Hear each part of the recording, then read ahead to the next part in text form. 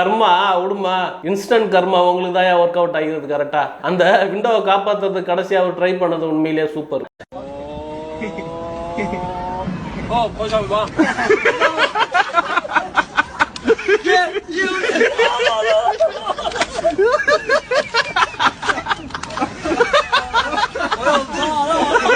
Brother அவருடைய லைஃப காப்பாத்திக்கிறதுக்காக எப்படி ஒரு போராட்டம் பண்ண வேண்டியதாகி போச்சு பாருங்க.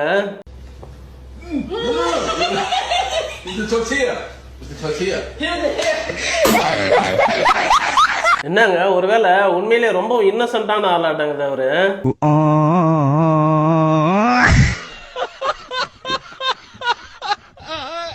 பழக்க தோஷம் யாரையுமே விட்டு வைக்காதாட்டாங்குது.